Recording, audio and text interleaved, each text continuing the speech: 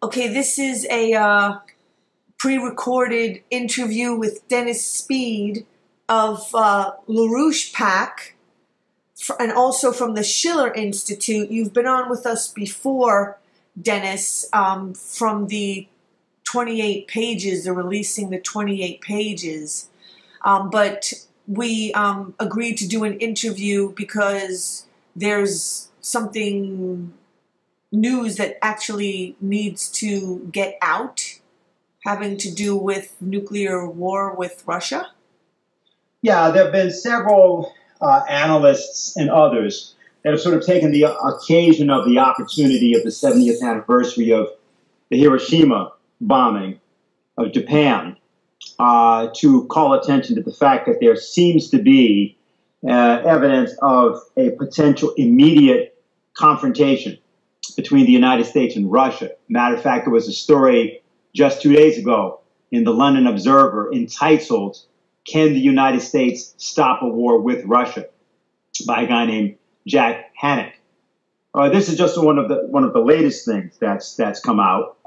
Earlier in the summer, there was an article by an analyst by the last name of Schindler, John Schindler, who had put out a tweet, and he's sort of a guy who gets a lot of sources.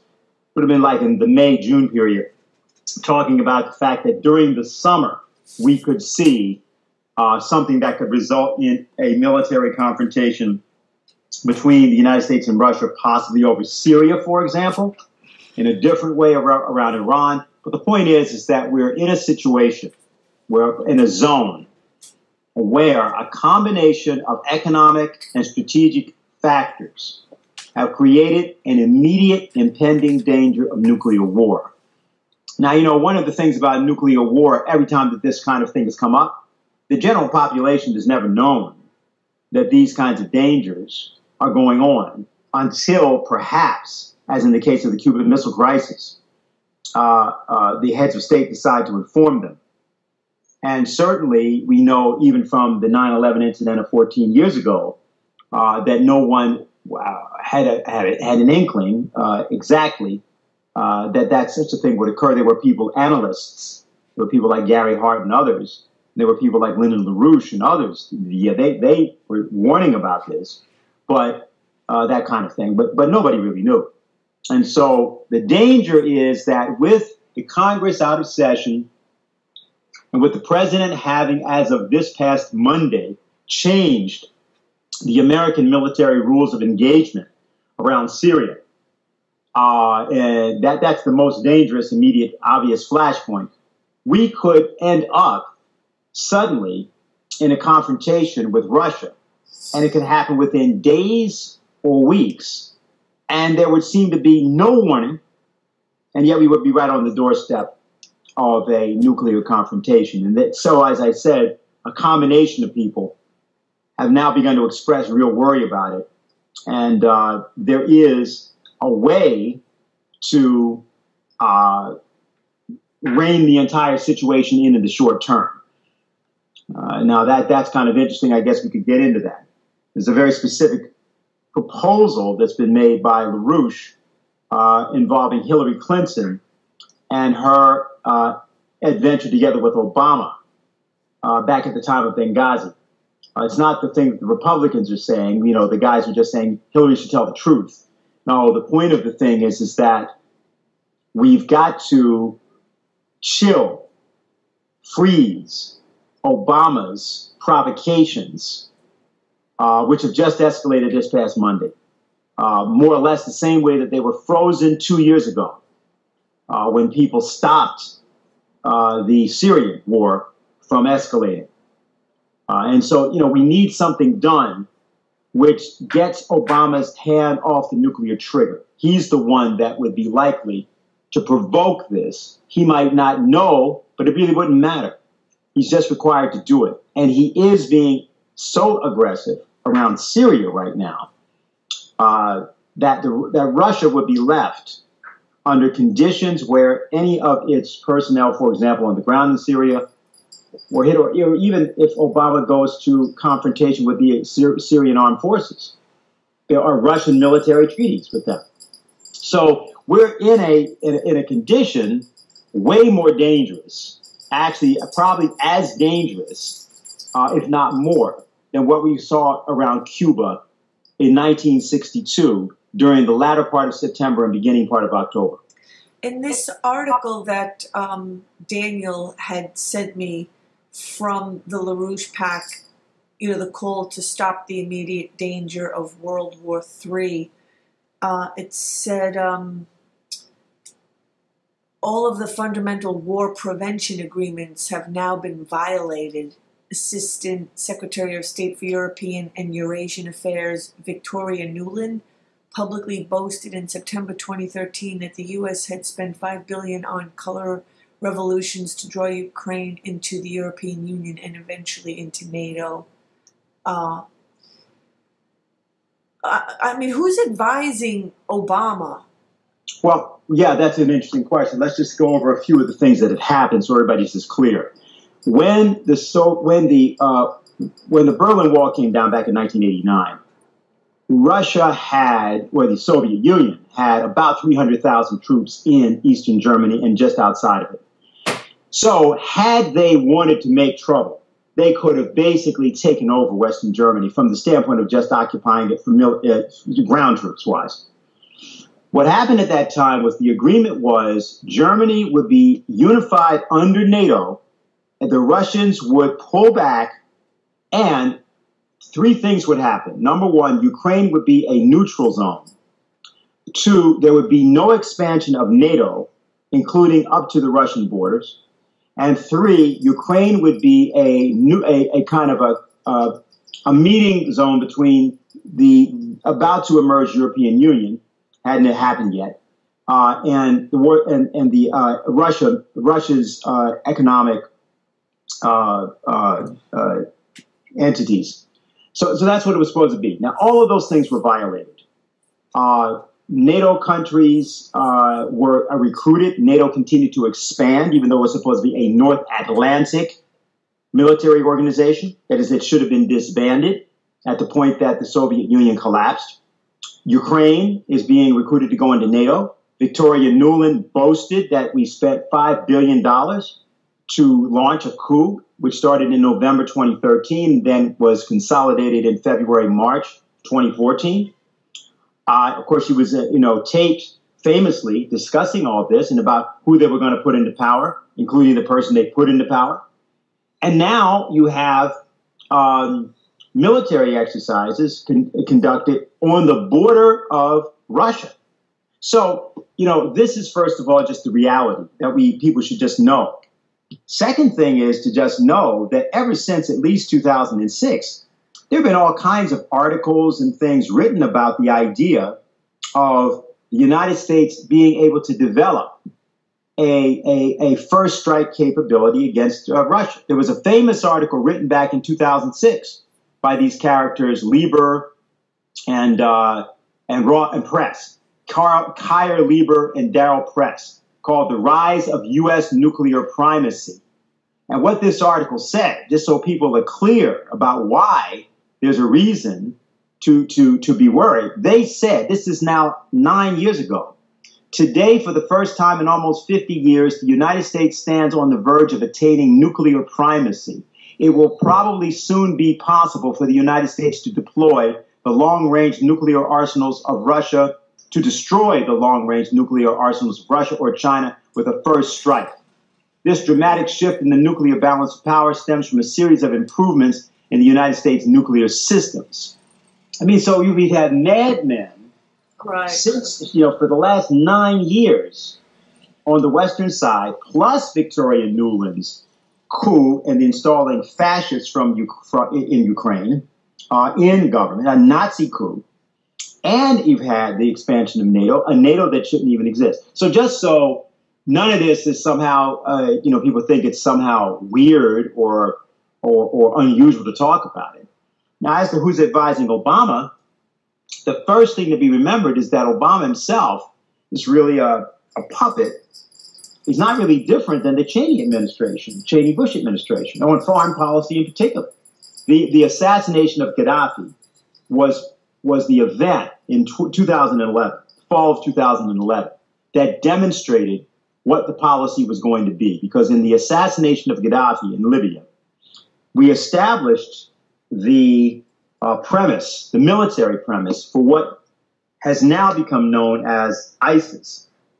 It's called many different things by different people, but the important point is that the destruction of Northern Africa and the attempt to bring the Muslim Brotherhood to power, which actually happened briefly in Egypt and then was reversed, this stuff was directly seen by people in Russia and people in China in military affairs as an attack not on Libya or on the local areas, but an attack on China and Russia. And that's what you're seeing also in Syria. Syria, of course, as I said, has these military agreements with Russia. When you look at Iran, Iran is on the border of Russia. When you look at what's beginning to happen in Syria, including the attempt to instigate Turkey to get involved in maybe starting some problems in Crimea, we're dealing with a mad scenario. Now, the only thing I can tell you about this in particular, Catherine, is remember Zbigniew Brzezinski. Brzezinski was one of the first establishment figures to endorse Obama. He wrote the book, The Grand Chessboard. He's the one that instigated the war in Afghanistan in 1979. And he's had this policy which is not merely Brzezinski, but again, going back here, Brzezinski himself is an intelligence operative.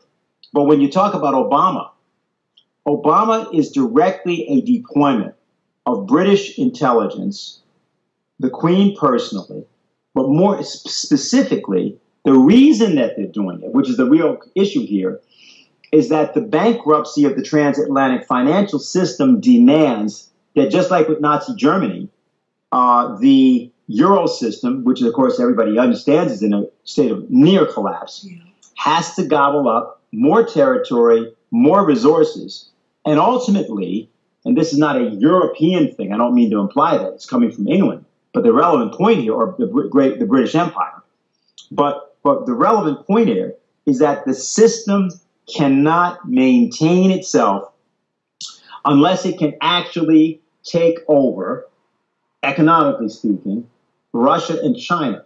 And there's no way that the Russians in particular, militarily, are going to allow that. And there's no way that the Chinese intend to allow that, although the Chinese don't have the military arsenal to be able to destroy the United States. But Russia does. So then, I mean, I know this is like a pipe dream, but why doesn't the U.S. just tell the truth about the economy? Instead of continuing to escalate everything, why don't they just, tell the truth and, stop the bankers and whoever is just benefiting and profiting from all of this? And another question is, why can't President Obama be arrested for this if he's doing it without congressional approval? Well, I'm glad you asked the second question because it's a good way of getting it first. What you need here is, let's start off telling the truth by having Hillary Clinton, whose campaign is already over. She doesn't understand that yet. But what's going to happen is, if Hillary Clinton were to tell the truth about the fact that Obama ordered her around the issue of Benghazi to lie about what occurred that night. That is to say, there was no video, there was no reaction to a video on the part of those forces. That was you can call it Al-Qaeda, you can call it by different names, but it was a terrorist attack.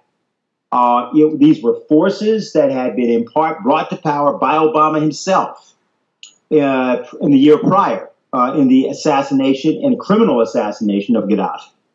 And what happened was that they were operating, they wanted a military capability to expand into Africa, both Northern Africa, Central Africa, and into Southwest Asia. And what happened was that it backfired on them because they got a payback for the assassination of a few local, to some degree, Libyan figures, including this guy Al-Libi. who was assassinated a couple of months earlier in June by the United States and by Obama's forces. So the point is that she was told to lie. And the phone call happened that night. There was another discussion, I believe, the next morning. And now Hillary's going to get hit by that at some point next year if she becomes the candidate. She may get hit earlier by the Republicans. They're just going to do their usual, tell the truth, Hillary, tell the truth, Hillary. They have no intention of going after Obama. But if Hillary dropped that, if she told the truth about it, talking about people telling the truth, that the advantage for her is this. It's true that that would probably finish her as a presidential candidate, but she's really finished anyway, because they're going to use that against her later. And secondly, if she did that, and the entire as a patriot of the country, frankly, then for a change, a Clinton, in this case Hillary Clinton, would have stepped up to the plate in a crucial moment and begun the process that would lead to Obama's impeachment. Now, whether he were impeached or whether he was simply clearly exposed as the criminal that he has behaved as. And by the way, let me be very clear so people are understanding this. He is himself a puppet. What Cheney and Bush did and what Obama is doing are no difference. They're the same thing. The Cheney administration should be retroactively gone after as well. You wouldn't call it an impeachment, obviously, right. But a criminal trial for those people? Absolutely. And the reason that these things can be done is because the crimes were committed. The notion that they can't be brought to trial just means that nobody has the guts to do it. Exactly. I think Francis Boyle and many other people make this point. Which is, I mean, the complete opposite of what a leader should be doing. Yes, exactly. And also, it's the kind of moment where we've got to find within our own ranks in the population people who are willing to do the kind of thing that Lyndon LaRouche is doing. Francis Boyle, a couple of other people have tried doing it. Ramsey Clark has talked about this kind of thing. You know, there are Americans, there are people even in the military, for that matter, have indicated what's going on. But we, the citizens, have to, especially on a day like today, 70 years ago, right? Between low count 80,000, high count 140,000 people got killed at 8:15 in the morning on August 6, 1945, by Little Boy, the first atomic blast. Another 100,000 people were, burned, many of them beyond recognition, but although many of them lived. And so that's what happened that day. That's a 15 kiloton bomb. We're not talking about a hydrogen bomb. We're not talking about, the kinds of tactical nuclear weapons we now have.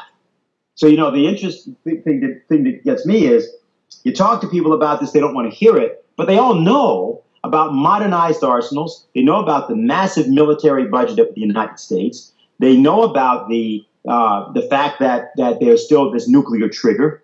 They know about the red phone.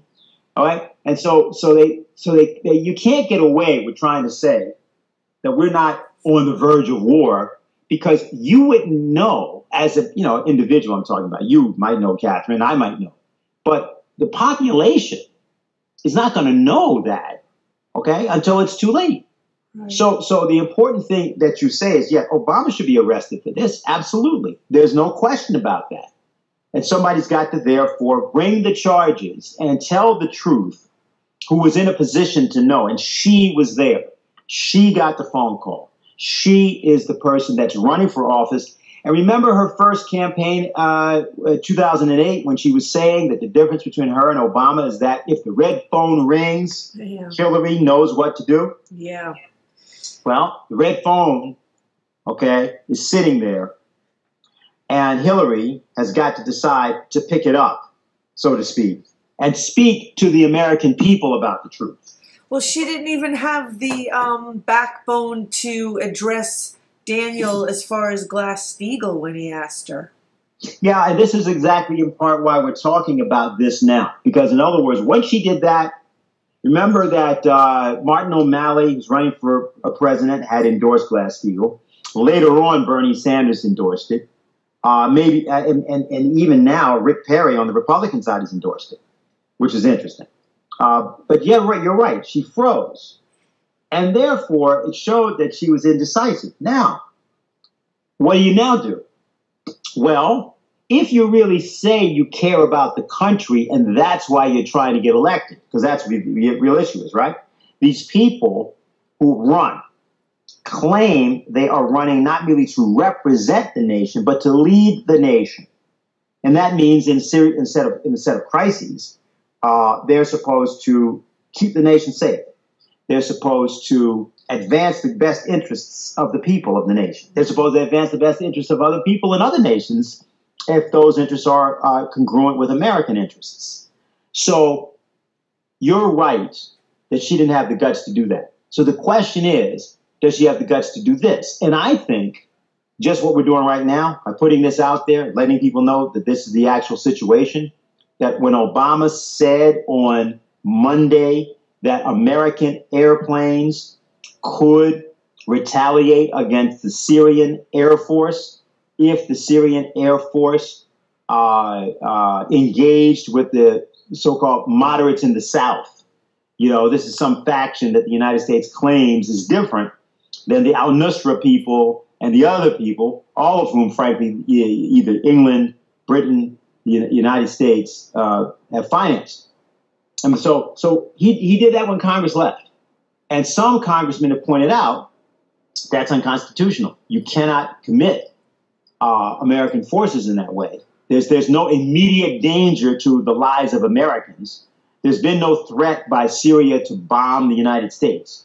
So the notion that Obama can arbitrarily announce that kind of a change in the rules of engagement when there's no palpable or immediate threat to the United States shows you exactly the reason that Hillary Clinton has got to stand up now and act as the president she claims she would have wished to be.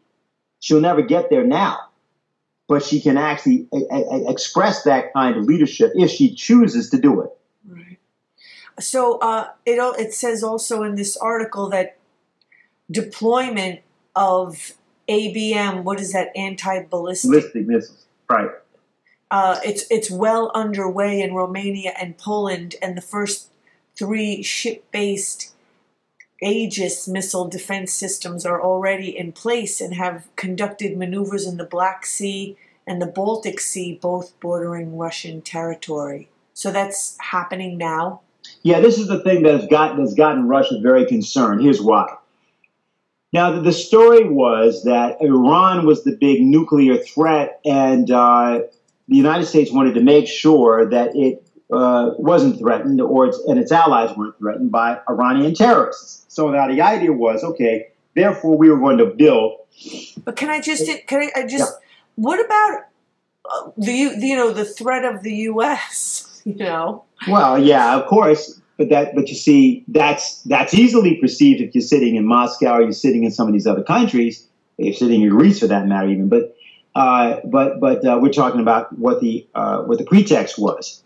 I mean, for example, the Russians offered their nuclear sites, which were in Azerbaijan, okay, and said, hey, we have these sites. They were already built back in the days of the Soviet Union. They're there. What you can do is you don't have to build something else, which is both expensive and unnecessary. You want to be close to Iran. We're allies with Iran. They're on our border. But you can use these systems, which we know that the people in Azerbaijan will make available to you, and we'll both have keys. In other words, we'll have the key to the nuclear arsenal. Because when they say defensive systems, what they mean, they're nuclear missiles. They're the same nuclear missiles that you have in a hardened site in Colorado. All right, but it's like you call those missiles defensive. I mean, I guess those missiles defend the United States. That's also a defensive system. But of course, the idea is, well, no, they only get fired if another person fires their missile first. That's what's said. But the Russians know and recognize that you can convert any defensive system to an offensive system. And so that was supposed to all be out the window if there were an agreement reached with Iran to do away with its nuclear arsenal. That's what Obama just did. But instead, what's happened is the United States announced about a week ago that they were going to go ahead and build their systems in Poland and Romania and so on anyway. And they were going to continue to install, this is what the Aegis missiles, that's in the Mediterranean, and that's in the Black Sea, rather, I think, and the Baltic, actually. So they're putting them right there on the border of Russia. What that would mean, here's why it's important. It means you're moving a nuclear missile closer to the border of Russia. And it means that the time for response is cut. It can be cut down, and we're essentially beginning to approach a circumstance where you're talking about a 15, 13-minute window, and under certain circumstances, it can go down even more. That's what's going on. So what the Russians have been doing is using their capability. They've been buzzing the United States airspace. You might have heard that on the 4th of July, there were 4 different Russian fighter planes, 2 in Alaska and 2, I think, off the coast of California, that came very, very close to American airspace. And then the United States scrambled some planes. And the relevant point of that was to demonstrate that Russia will reach the borders of the United States and will reach the territory of the United States. And they can do it with bombers, let alone with ballistic missiles. So we're in a situation where, you know, the people are not being told about this, and they're not paying attention even when they are being told. Right. They're being diverted. And our job is to find among the citizens, and it can be among candidates now, even when we don't like candidates or we don't have any trust in them, or we go by their record, frankly, like Clinton, who lies all the time. It's true. And I'm not, you know, the Republicans are almost borderline psychotic in most cases, almost every case. So I'm not trying to say there's anything great on that side. We know that, remember that Cheney, in interviews given last year, was talking about the possibility of a dirty nuclear device being detonated on the freeway outside of Washington. So, I mean, you know, we're on the Republican side, we're not seeing sanity. The issue for us is we, the people, have got to use our disgust with the candidates and our fury about the fact that we're being lied to bring this truth out ourselves. And I think, like the show we're doing right now, or, you know, doing kind of act up kind of stuff, people get onto the talk show circuit, or they, interrupt some programs and get this message out. We're on the verge of this, and we're not being told. You know, people are playing games with our lives here. Well, that's, you know, there's only so long of a period of time that you can kind of, just be uninformed and not be paying attention before, you can't have that luxury any longer. Right. Exactly right. I think that's what you just said is the key. Yeah, in other words, I could go through a lot of facts about, you know, what's going on with all this stuff, and I'm not going to do that. Yeah, what people don't realize. I mean, either, you know, for whatever reason, like they just don't think there's anything they can do. I mean, at some point, you just really have to, like, organize. I mean, I think the people really should just, I mean, if we kind of did organize, we should be organizing to just, like, literally in mass, just show up at the White House and just, I don't know, make a citizen's arrest, or, I mean, we could do these things. Yeah, absolutely. No, this is important. I'll give you, for example, this was an article that got printed. You can find it on the internet. It was posted by a guy named Brendan Byrne. It's called "NATO Came Within 20 Feet of War with Russia." It was posted on May 14th, 2015. And I'll just read you a little bit of it, and then people can just pick it up themselves. Reports claim that last month, that would have been in April of the year, reports claim that last month, the world avoided what could have turned into World War III by a matter of just 20 feet. An Estonian military official told Ahmed Rashid of the New York Review of Books, and then they give you a link to that, just how close we came to catastrophe when he revealed that a Russian fighter jet only just avoided a mid-air collision with a U.S. military plane. The narrowly avoided incident could have set off a chain of events, which led to the invasion of Estonia and a descent into World War III.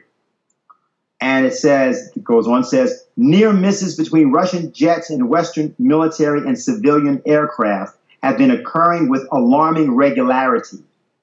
Dozens of incidents have been recorded by the European Leadership Network since Russia annexed the Crimea in March 2014. The organization claims that at least 11 were serious incidents, and some, like that of April 7th, had a, quote, high probability of causing casualties or a direct military confrontation between Russia and Western states. So if you hit the link for that to the New York Review of Books, this comes up. It's called NYR Daily, Russia 20 Feet from War, Ahmed Rashid. And as I said, it's an article from April 7th. Now, going back to what you were just saying, I just wanted to put that in. Okay, we just Googled that, right? We just did what is a 2-minute exercise, 3-minute exercise, right? And found that. So what does this mean? It means that people like you and me can just do that, and it means that hundreds and thousands and millions of others can do that. But let's even just say we could get a few thousand people doing this, which we can certainly do. Hey, if people get interested, if people decide, you know what, we're not going to do this, we're against war. That's where the whole anti-nuclear movement came from originally, the anti-nuclear war. That's the whole point. So why is it that we don't see a massive outpouring right now around this? See, I think that's the way for us to answer that question is to start it ourselves. See? And then let's see what happens. I think people just don't think that it could really happen. I think what happens is people are induced to forget what they used to know. Remember that when I was 9 years old, Cuban Missile Crisis, we knew that we could get blown up. Right. Right? That's what I'm saying. Like people who lived during times of Hiroshima and Vietnam and things like that. But like young people today, I think maybe because they just have never been exposed or haven't really been told or have never been shown the horrific pictures of, you know, what happens to people like in Hiroshima. And they, you know, they just don't think it's like it's a possibility. Like that this life that we're living in is just going to go on forever. Yeah, right. There was a last night in New York friend of mine was at one of the commemorations. I don't know if it was the Asia Society did it or whatever. But anyway, it was a young Japanese male. He's in his 20s, rock musician. He's a guitarist. And he told this story. He said he, didn't know. He had seen references to Hiroshima, but nobody would ever talk about it when he would try to get him to talk about it. He had an uncle he trusted. He knew that the uncle had been alive back at that time. He's pretty old. And he finally got the guy to talk about it. He said, well, you know the high school you go to? The kid was still in high school. He said, yeah. He said, well, what you don't know is that there were 2 pits at that high school. Your high school is built on top of these pits. And he said, what I used to do is I used to take bodies to that pit. And we burned bodies there because there were so many of them. We had to just burn them. And the pit burned for months with these bodies. So now that's a useful thing to tell you because there's a Japanese 20-year-old, now in his 20s, who, when he was in high school, he asked the question. And then even he had no idea of what had occurred and how drastic his life's changes were, which he was unaware of. He didn't even understand that his whole orientation, his whole cultural orientation, including toward the West, is shaped by that bombing. He didn't know. So I'm only telling that story because he wanted to find out, and he did. So people can find out. I think we have to prod and poke them I think we have to have the idea. I'll tell you what I think the real deal is. It's real simple. Young people do not like phonies. They don't care often how ugly the truth is. But when you hide the truth from them, then they are not just confused. They're not just, they don't know. They get the idea that that's the way to get along. So everybody walks around lying about everything. Right. I feel, I feel like we're conditioned to function exactly like the economy does. I mean, they don't tell the truth about the economy, you know, so it's right. It's just this perpetuating lie stuff. And, oh, you know, everything is nice, you know, be nice, like don't talk about anything ugly and never acknowledge. I mean, I've dealt with that and experienced that all my life, trying to get people to acknowledge and deal with things. And it's like, forget it. I mean, there is no dealing with things. Well, you know, I happened to have a conversation a few days ago with Lyndon LaRouche. We were talking about this situation, but we were talking about something else, which is how do you really organize people? And what he pointed out to me, he said, well, you got to realize almost every form of organization in contemporary America and historical America, he said, is a form of organized crime. Now, this was interesting. He said, like, for example, most of the presidencies, you had a couple which were decent. Maybe Lincoln, John Quincy Adams.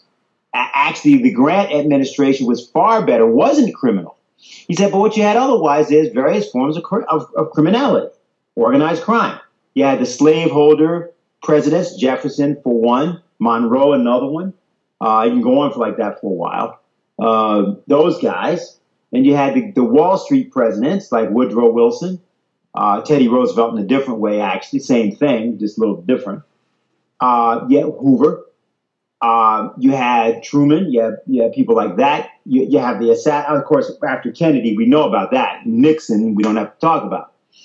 He said, so you had that. But then all over the society, once people see that that's how they're governed, then everything that they get involved in is some form of organized crime. So whether you're talking about a reality show where you cheat and you behave, you know, the idea is that the behavior is all spontaneous, but actually it's all scripted beforehand, or more or less scripted.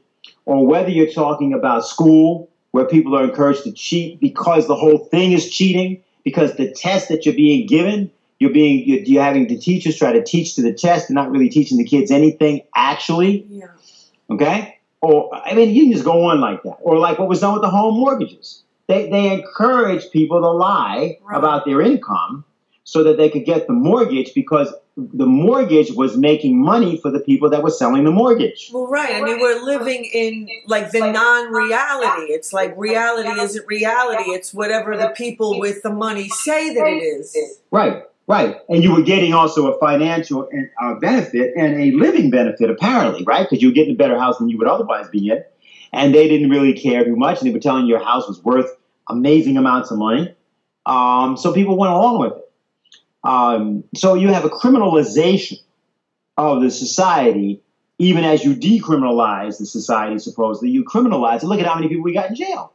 Right. We're now saying that for every African-American male born after 2010, 1 out of 3 is going to spend time in jail. Well, I mean, that's not because they're all criminals. It's because the entire society is criminalized. So you have a situation where criminal behavior is rewarded. Look at the athletes. Look at the so-called entertainment industry. Look at what's glorified. Well, that's why I always talk about the microcosm and the macrocosm. Like, okay, you know, we're talking about this impossible World War III with Russia, but I mean, in actuality, you don't really have to know that we could possibly be in a war with Russia. All you have to do is look at all the other signs and symptoms, you know, on a smaller scale, to really see that there is something like seriously wrong. Like, I literally have been trying to point things, you know, out to people all my life. I mean, this is what I've I've done all my life, living in reality. Health. I mean, things that are real, it's always, you're always going right up against, the conditioning of people who have been conditioned by the system to just not live in that reality. And that, that kick the debt can down the road kind of way of thinking. Well, what you also have, though, see, they're human. They may have forgotten it, but it's not that they don't want to be. And when I say that, here's what I mean. People know that they were trained, unfortunately, often for something they call morality. But many people who are religious are unfortunately damaged by being religious because they basically believe at some point in some future when they're not here, everything's going to be good. Instead of the idea, wait a minute, no, I'm supposed to be willing to sacrifice my life for that which is good and make that happen now. Because if I take that approach, I look around the world and I look at it. Here's a good example. Today in Egypt, you're celebrating the fact that the Suez Canal has been doubled in its size. They took a project on a year ago. They employed 1 million people. They've just gone through this whole upheaval, social upheaval, the various forms of revolution and counter-revolution, including the Muslim Brotherhood government there. Now the problem was, how do the people's lives get better? Are you going to improve anything? Now the issue is not whether a canal by itself does that, but that was within the capacity of the government. They said the Egyptian people are going to do it. We're not going to take loans. We're not going to the IMF. We're not going even to Saudi Arabia or any of these people. You take the money out of the mattress, all the money you've been keeping, you're going to pay for it. And that's what they did. They raised $8 billion in something like 25 days or a month or something like that from people. And so the people did this. Now, why is this important? Well, because the people have been told that they couldn't do that. They've been lied to, and they had accepted the lie. And they had accepted the lie that you can't change life, you can't change it quickly. The same people that way that people in New York City believe that you can't fix the potholes, the streets, the water system, all of that within a year to 2 years. You could do it. Yes, it's old. Yes, there's a lot of red tape. Yes, there's a lot of fools. Yes, there's a lot of bureaucracy. But if you actually thought clean water, safe streets, new infrastructure, these things were actually essential to the people in New York, of course you could organize for that. But you see, when you look at nuclear war, when you look at this thing that people consider to be so ultimate, and the wiping out of the human race, the thing to think about is, if we don't do it, let's assume people say, well, I don't know if that's really going to happen. Yeah, but you know what? You aren't going to know that it's really going to happen until it's already happened. And you may not know it happened after it happened because you may be dead. So the issue involved here is, this poses the same question as is posed in every day of your life. You don't know that you're going to be here at the end of today. You assume you will be. But the issue involved is, what are you doing that actually ensures that you or someone is going to be here tomorrow? Let's assume that you assumed you were going to die. What would you do? What could you do that could ensure that there were going to be people here tomorrow and they were going to be in better shape, intellectually, morally, spiritually, physically, economically, better shape than you? What could you do? One thing you know is that the money spent on war and the human energy spent on war and the craziness of ultimate war has got to be eliminated from the planet. And you can say to me, well, but how do I do that in a day? Well, the first thing to do is to do it one day at a time. You take the issue up and you say, you know what? Obama, just like everybody else, these guys, especially Obama right now, he's provoking this. We got to stop the provocation instantly. And by doing that, we create a lesson. That's why the Hillary tactic, it's a tactic. It's kind of like the 28 pages, the same thing. These things are tactical. They're important, and there's something called a strategic tactic. So this thing would get at the whole secret government apparatus, not merely what happened at Benghazi, but that's 9/11. So you get at what really happened at 9/11, right? What Cheney and Bush were really about, and so you get my point. I don't have to go on. Is Obama like have a death wish or something? I mean, no, he's a narcissist. It's a different thing. It's a Nietzschean personality, by which I mean it's written about by Friedrich Nietzsche in his book, Also sprach Zarathustra, thus spoke Zarathustra. It's the idea that the ego of the individual allows him to prevail over reality. And therefore you do things which are in line with orders, directives, whatever you're given, but you do them with a sense of moral impunity. Like when he went to Kenya and he's talking to these people who come from a completely different culture and saying, well, you're all screwed up on gay rights. But these are people that can't feed people. These are people that need clean water. These are people that need energy production. These are people that are dealing with the fact that they got terrorist incidents that happen in their countries. And you're making this whole other thing. You say, well, he talked about the rest of it. That's not the point. The point is that you need social cohesion in a country like that. So he doesn't care. It didn't, just like in today's America. Look at what's happening. Look at what the people's message is. I'm not talking about white, black people, whoever. Everyone is dissatisfied because they see the country coming apart. He doesn't care. He talks about his achievements in the face of utter failure in the nation. The nation believes it's going in the wrong direction. And he talks about achievements like Hoover, okay, in 1930, 31, 32, after the 1929 Depression. Hoover always talk about what the good things he was doing to roll things back.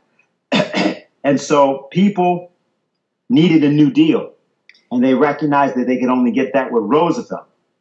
And Hoover was always very bitter because he never wanted to come to terms with the fact that what he really conveyed to America is that he didn't care. Well, that guy was a criminal, involved with the mafia, Hoover. Wasn't he? But Obama's the same thing. Right. Don't kid yourself. That whole business with HSBC, that whole thing with the bank, and the money laundering that was done, and what Holder did in that case. Right. And that thing is stinks like nothing ever in American history. Yeah. How Eric Holder doesn't get arrested is completely beyond my comprehension. Yeah, you're right. I mean, just looking at this stuff, and Obama on GlassSteagall, he told Matt Taibbi back in June, I think it was, of 2012. He's completely opposed to GlassSteagall. People act like but he works for the banks. The banks are organized crime. Right. So that's who Obama is. I realize people may have voted for him with some whatever illusions, but that's not who he is. He's not your illusion. He's who you see he is. So, I mean, I think we've done a lot here. I think we covered a lot. I want to thank you for this whole thing. I mean, just getting this word out is going to be really important. So just to, again, really summarize at the end, tell the American people as sort of, concise as possible, like you said, or, earlier, within days to perhaps weeks, there is a potential for a nuclear war with Russia. That we have a situation where the President of the United States, Barack Obama, has changed the rules of engagement of American forces, particularly in Syria. That besides this, in Ukraine and many other theaters, there are provocations against Russia by Barack Obama. Putin, among others, is bending over backwards to not get involved with this. But we could see, as a result of these provocations, a nuclear confrontation within days or weeks with Russia, and such a confrontation will result if there is a launching of nuclear weapons, and that is possible. That can be done by Barack Obama. People have to understand that. They will say, no, nobody would be that crazy. Quite to the contrary. The issue involved here is not because that this is desired, but the provocation is desired. And that's what I'm trying to say. The issue of the provocation between Russia and America is the only nation on the planet that can wipe out the transatlantic alliance, meaning the United States, Europe, Canada, and so forth, is Russia. And they want Russia to back down. They want China also to back down. They want hegemony for their financial system of looting and decay. And neither Russia nor China will accept that. And so the issue is that there are people in the West, crazy people, who believe, as I cited in the Foreign Affairs article of 2006 by these characters, Lieber and Press, or whatever the guy's name was. But it's from Foreign Affairs 2006 that the United States can win a nuclear war with Russia. You've got crazy people that believe that. And Barack Obama is under the influence of those people. The name of that article, by the way, is The Rise of U.S. Nuclear Primacy. The authors are Darrell G. Press and Keir Lieber. It's from 2006. So that's what's advising Obama, that kind of outlook. He is working on behalf, he's a puppet himself. He works on behalf of higher interests in the City of London in particular, and British intelligence. But he's efficient as a tool. And he is involved in provocations that can lead any day, under the right circumstances, to the destruction of the entire human race in a war which some people will see as a miscalculation. But the relevant point is that it is knowable and therefore reversible. So finally, the path of reversal is that Hillary Clinton is in a position to completely paralyze Obama, if not impeach Obama. That could also happen. And that is by telling the truth about what happened September 11th, 2012, around Benghazi. Just tell the truth about it, which will show that Obama lied. He lied because it was the eve of the election, and he lied because he was trying to maintain the illusion that he had eliminated al-Qaeda by killing Osama bin Laden. And he lied, he had her lie, and that lie was believed by the American people, and it shaped policy. It means he should be arrested for that. Right. He should be removed from office. And this needs to be at least said to the American people and discussed by the American people, not merely dismissed because our lives may depend on it.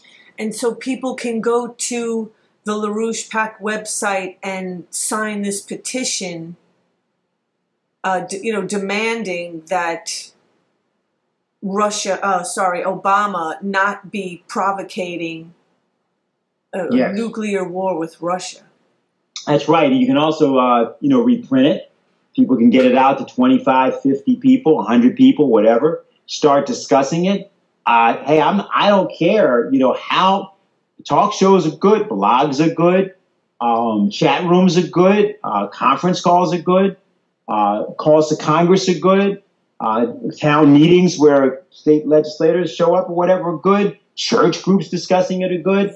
Anything that can be done so that we avert what we call a Guns of August situation, where August is a holiday month, nobody's paying attention. Next thing you know, there's some world war going on. That's what happened in World War I, and it happened in World War II as well.